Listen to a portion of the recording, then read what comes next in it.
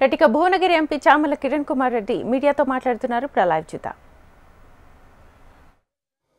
పంపకాల విషయాల గురించి చర్చ కోసమని the meeting was attended by వీళ్ళిద్దరు.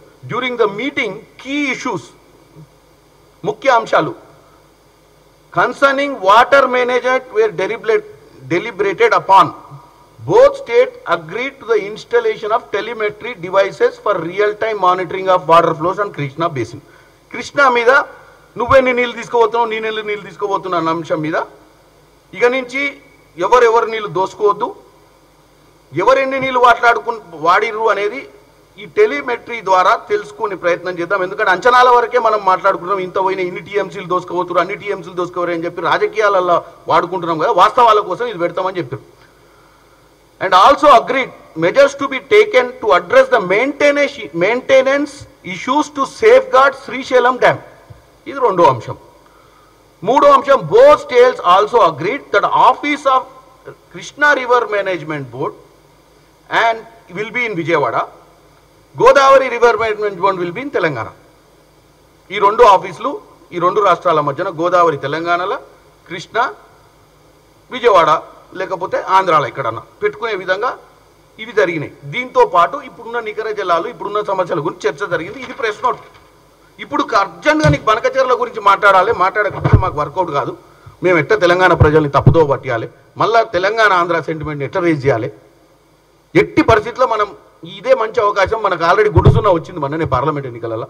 ఎట్టి పరిస్థితుల్లో రివ్యాంప్ చేసుకోవాలి పార్టీ అంటే డెఫినెట్గా మనం తెలంగాణ ప్రజల్ని మళ్ళీ పాత సెంటిమెంట్ రైట్ గుంజి ఇక మనం కథం పట్టించేసి ఇక వీళ్ళు కొట్టుకుంటారని చెప్పి ఇక ఒకటే వాళ్ళిద్దరు గురు శిష్యులు, ఆ గురువుకి దక్షిణ ఇది అది అని చెప్పి స్క్రీన్ ప్లే డైరెక్షన్ అంతా వీళ్ళంతా వీళ్ళే. ఇక వీళ్ళ గురించి చెప్తా. వీళ్ళు 14 ఏళ్ళ పాలనలో నీళ్లు నిధులు నియామకం మీద పోరాటం చేసి అధికారంలోకి వచ్చినామని ఆయన చెప్పుకుంటుడు. మీరు పోరాటం దేనికి చేసిర్రో ఆ రోజు మీరు పార్టీ పెట్టినప్పుడు కూడా బై ఎలక్షన్లు, కలెక్షన్లు, కమిషన్లు వీటి కోసమే పార్టీ పెట్టిర్రు. పాపం ప్రజలకు తెలియక 1600 మంది విద్యార్థులు బలిదానాలు చేసుకుర్రు మీ దరిద్రపాల ఆలోచనలు తెలియక. అది ఎప్పుడు తెలిసింది ప్రజలకు? మొదటి 5 ఏళ్లలోనే పసిగట్టిర్రు మిమ్మల్ని.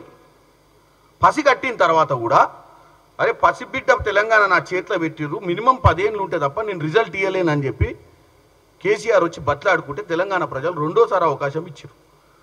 ఈయన చెప్తాడు ఇందాక శిశుపాలుడట 100 అబద్ధాలు ఆడితే. శిశుపాలుడు ఫామ్ హౌస్లో వండుకోనుండు.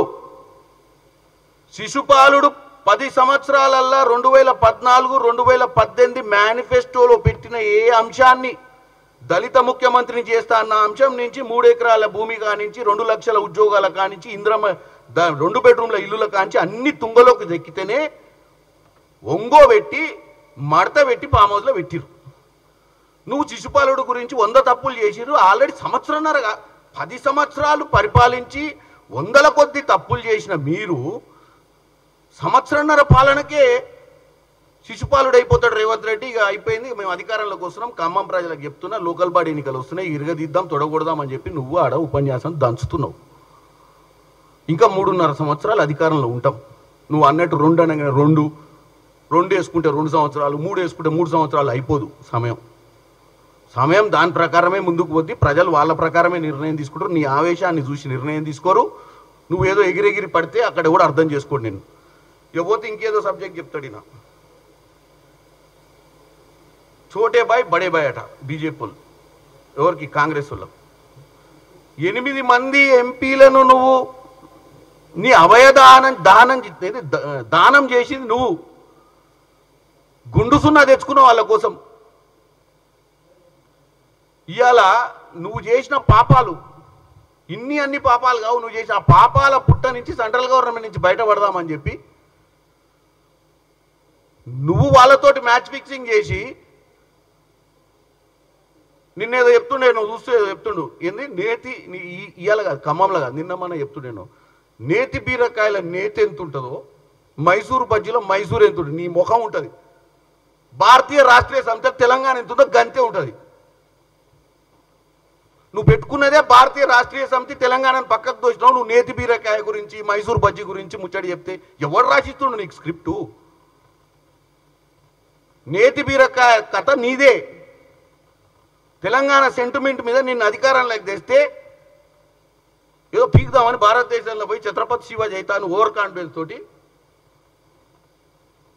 టీని బీకి బీన్ పెడితివి, బీన్ పెడితే బొంద పెడితివి, సున్నా వచ్చే. భారతదేశానికి నీకేం సంబంధం? ఒక్క పార్లమెంట్ సభ్యుని గెలిపించుకోవడానికి సామెతలు చెప్పాలంటే ఓడన్న రాసి స్థాయి తీసుకొచ్చి చదువుడు కాదు. చదివే ముందు మన పరిస్థితి ఏందో చూసుకోవాల్సిన అవసరం ఉంది కేటీఆర్. ఈయన హయాంలా నీళ్ళ విషయం చెప్తా.